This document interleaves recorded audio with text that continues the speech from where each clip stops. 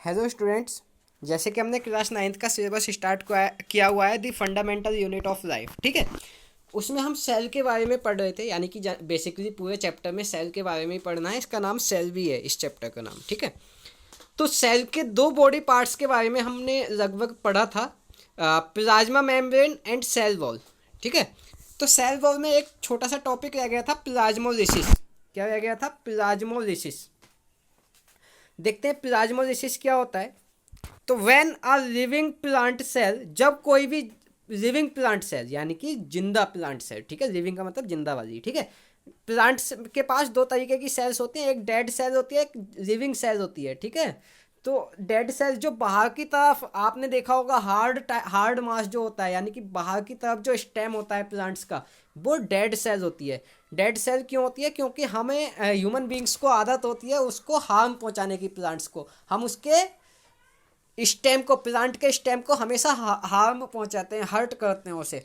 तो ताकि प्लांट्स को कोई भी हार्म पहुंचाए बाहर की तरफ से, अंदर से नहीं बोल रहा, बाहर की तरफ से, स्टेम की तरफ से, तो प्लांट्स को दर्द नहीं होता, बिकॉज उनकी जो बाहर की कवर होती है, प्लांट्स की जो कवर है वो डेड सेल की बनी होती है। यानी कि जैसे आपके हेयर हैं, ह्यूमन बींग्स में हेयर होते हैं, बालों को आप काट लो, कुछ भी कर लो, क्यों? उनमें दर्द नहीं होता। क्यों? क्योंकि जो हमारे हेयर्स हैं वो डेड सेल के बने हैं, यानी कि हमारी जो हेयर्स हैं वो सेल्स डेड हो चुकी हैं, और डेड सेल के साथ कुछ भी करोगे आपको दर्द नहीं होगा, ठीक है।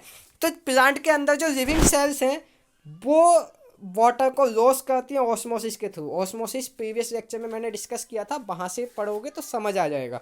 तो जब भी आपका वाटर प्लांट सेल से बाहर की तरफ आएगा, प्लांट सेल क्या करेगी? श्रिंक हो जाएगी, यानी कि सिकुड़ जाएगी, और उसी प्रोसेस को क्या बोलते हैं? हम प्लाज्मोलिसिस बोलते हैं। यानी कि इनडायरेक्टली अगर एक वर्ड में मैं आपको कहूँ, या इन वन सेंटेंस अगर मैं आपको बताऊं, तो प्लाज्मोलिसिस क्या है? प्लाज्मोलिसिस सिंपली जब आपके प्लांट सेल के पास वाटर की अमाउंट ज़्यादा हो जाती है, तो प्लांट सेल से वाटर बाहर आने लगता है ओस्मोसिस के थ्रू, और उसी को हम क्या बोलते हैं? प्लाज्मोलिसिस बोलते हैं, यानी कि वाटर का सेल से बाहर आना, ठीक है। कोई प्रॉब्लम इसमें? इसके बाद अभी हमने सेल वॉल और प्लाज्मा मेम्ब्रेन दोनों के बारे में स्टडी की है, तो देखते हैं दोनों में क्या डिफरेंस होता है। तो सेल वॉल क्या है? It occurs in plant sales.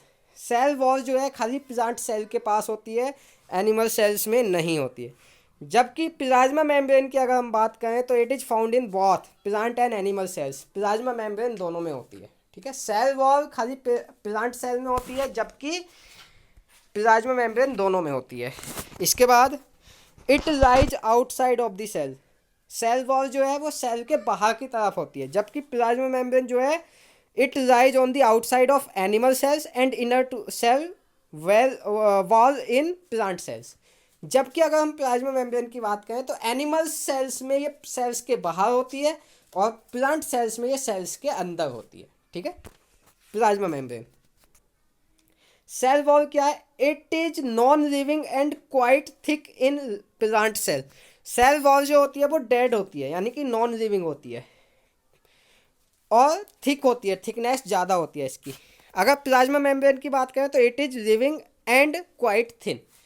Plasma membrane living होती है, यानी कि जिंदा होती है, डेड नहीं हुई है अभी वो, और कैसी होती है? थिन, यानी कि बहुत थिन होती है, बहुत पतली टाइप की होती है, इसकी थिक नहीं होती, थिकनेस नहीं होती इसकी ज़्यादा, ठीक है। It is rigid. Cell wall जो है रिजिड होती है, और प्लाज्मा मेम्ब्रेन जो है आपकी फ्लेक्सिबल होती है। It is generally permeable. Cell wall जो है परमिएबल होती है। परमिएबल का मतलब इसमें से कुछ भी पास हो सकता है, कुछ भी सेल के अंदर जा सकता है, कुछ भी सेल के बाहर आ सकता है। लेकिन जो प्लाज्मा मेम्ब्रेन होती है it is selectively permeable. Selectively permeable membrane, यानी कि एसपीएम होती है, यानी कि कुछ ही सब्सटेंसेज, कुछ ही सिलेक्टिव सब्सटेंसेज इसके थ्रू पास कर सकते हैं। यानी कि प्लाज्मा मेम्ब्रेन कुछ ही सब्सटेंसेज को अपने अंदर से पास होने देती है, यानी कि सेल के अंदर कुछ ही सब्सटेंसेज को जाने देती है, सभी सब्सटेंसेज सेल के अंदर नहीं जा सकते प्लाज्मा मेम्ब्रेन अगर लगी हुई है तो, ठीक है।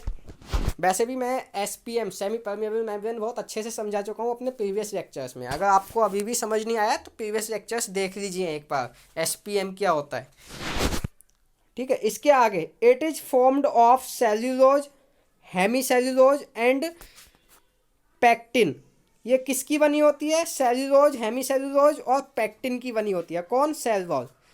लेकिन अगर हम बात करें प्लाज्मा मेम्ब्रेन की, प्लाज्मा मेम्ब्रेन किसकी बनी होती है? लिपिड्स, प्रोटीन्स और स्मॉल नंबर ऑफ कार्बोहाइड्रेट्स की बनी होती है। ठीक है। ओलिगोसैकेराइड्स क्या होते हैं? ओलिगोसैकेराइड्स एक टर्म है साइंस की, वो शायद अभी आपको बायोलॉजी की ही टर्म है, ये अभी आपको समझ नहीं आएगी। अभी आप क्लास 12th में एक केमिस्ट्री का चैप्टर है बायोमोलिक्यूल्स, उसमें जब आप पढ़ोगे ना तो आपको समझ आएगी ओलिगोसैकेराइड्स क्या होते हैं। ठीक है। अभी आप जनरली ये समझ लीजिए ये कार्बोहाइड्रेट्स, लिपिड्स और प्रोटीन की बनी होती है। ठीक है। इसके आगे अगर हम बात करें, the major function is to provide protection and strength to the cell.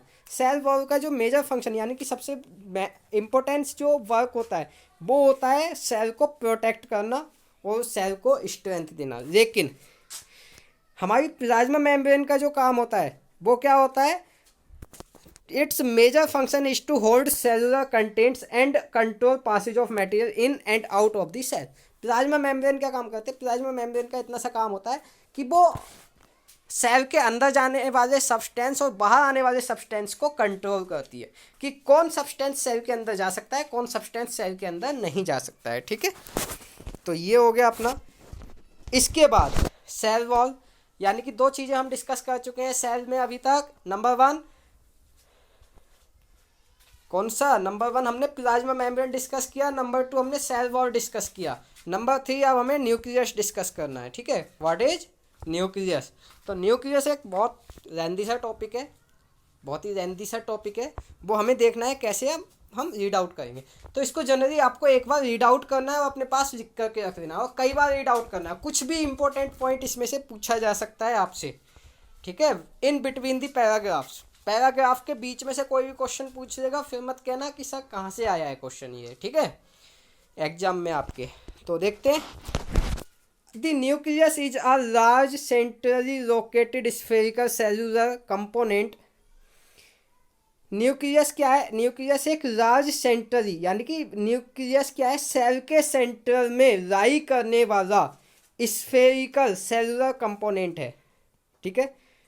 It bounded by 2 nuclear membrane, और सेल जो है किससे बाउंड किया जाता है? 2 न्यूक्लियर मेम्ब्रेन से बाउंड किया जाता है, forming a nuclear envelope, nuclear envelope.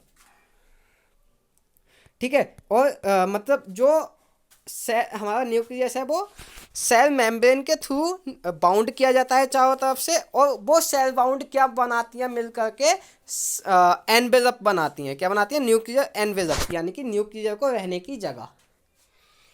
ठीक है। अच्छा, nuclear envelope encloses a space between 2 nuclear membranes and is connected to a system of membranes called ER.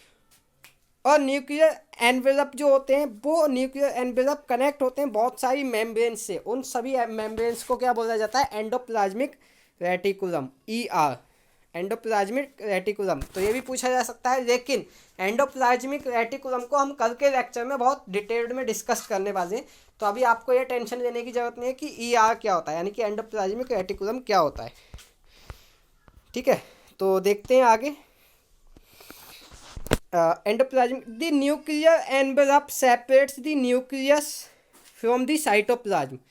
एक टर्म आती है साइटोप्लाज्म। साइटोप्लाज्म क्या होता है? साइटोप्लाज्म होता है न्यूक्लियस के अंदर भरा हुआ लिक्विड, वो सॉरी न्यूक्लियस नहीं बोलेंगे, सेल के अंदर भरा हुआ लिक्विड क्या कहलाता है? साइटोप्लाज्म। तो जो न्यूक्लियस होता है, न्यूक्लियस के अंदर साइटोप्लाज्म नहीं रहता है, न्यूक्लियस के अंदर साइटोप्लाज्म नहीं रहता है। न्यूक्लियस के बाहर और सेल के अंदर साइटोप्लाज्म होता है। ठीक है। यानी कि मान लीजिए ये आपकी सेल है, यहाँ आपका न्यूक्लियस है, तो ये जो होगा यहाँ जो लिक्विड होगा ये आपका साइटोप्लाज्म कहलाता है। इतना न्यूक्लियस के अंदर नहीं होता, यहाँ नहीं होगा। ठीक है। तो साइटोप्लाज्म होता है। ठीक है। The nuclear envelope contains many pores. Nuclear envelope यानी कि जो जिसने न्यूक्लियस को कवर किया हुआ है चारों तरफ से, उसके अंदर बहुत सारे पोर्स होते हैं। जैसे मैं एक डायग्राम में आपको दिखा रहा हूँ, एक मिनट रुकिए। यस, ये आपकी न्यूक्लियस है, सेल की न्यूक्लियस है। ठीक है। Yes, this one. इसमें क्या है? देखो ये जो है ये आपका अंदर का पूरा सेल है और ये आपका न्यूक्लियस है। ये जो है ये आपका 1 मिनट, सॉरी ये पूरा आपका न्यूक्लियस है, ये पूरा आपका न्यूक्लियस है। न्यूक्लियस के अंदर आपका न्यूक्लियोलस है। ठीक है, न्यूक्लियोलस क्या होता है वो अभी देखेंगे हम। न्यूक्लियस समझिए, ये पूरा आपका न्यूक्लियस है। न्यूक्लियस के बाहर सेल है पूरी, ये बहुत बड़ी सेल होगी। ठीक है, ये मतलब जूम करके दिखाया गया है, वैसे तो सेल छोटी सी होती है। अब क्या होगा, अब आप देखो ये कुछ कवर बनाया हुआ है इन्होंने, ये वाला देखो कवर दिखा है, ये वाला, ये जो कवर है इसको बोलते हैं न्यूक्लियर मेम्ब्रेन। क्या बोला जाता है? Nuclear membrane. बताइए। या अच्छा, ये एक है तो न्यूक्लियर मेम्ब्रेन होगी, लेकिन यहाँ आपको देखो दो दिख रही हैं जो कि एक न्यूक्लियर वो बना रही है, इस तरीके से बना रही है, न्यूक्लियर एनवेलप ऐसा कुछ बना रही है, इसको बोलते हैं न्यूक्लियर एनवेलप। और कुल मिलाकर के ये बनता है न्यूक्लियर एनवेलप। और न्यूक्लियर एनवेलप के अंदर देखो ये छोटे छोटे से पोर्स दिख रहे हैं आपको यहाँ से, ये देखो, ये यहाँ से, इसका मतलब है यहाँ से इसके अंदर से कुछ भी फ्लूइड या सॉलिड या लिक्विड कुछ भी पास हो सकता है। ठीक है, वो कंट्रोल करेगी हमारी प्लाज्मा मेम्ब्रेन।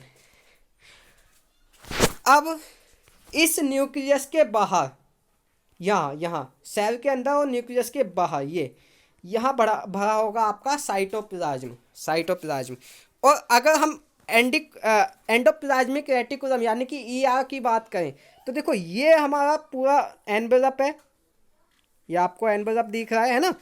ये एनवेलप देखो यहाँ से और यहाँ से, ये इतनी सारी मेम्ब्रेन से कनेक्ट है, इतनी सारी मेम्ब्रेन से कनेक्ट है। इसी सिस्टम ऑफ मेम्ब्रेन को क्या बोलते हैं? एंडोप्लाज्मिक रेटिकुलम बोला जाता है, ईआर। समझ गए? ये क्या बोलेंगे? ईआर। कोई प्रॉब्लम इसमें? आगे चलते हैं तो थोड़ा सा कहाँ तक पढ़ लिया था हमने? साइटोप्लाज्म तक रीड आउट कर लिया था, एक मिनट। हाँ, यहाँ तक, ये साइटोप्लाज्म तक।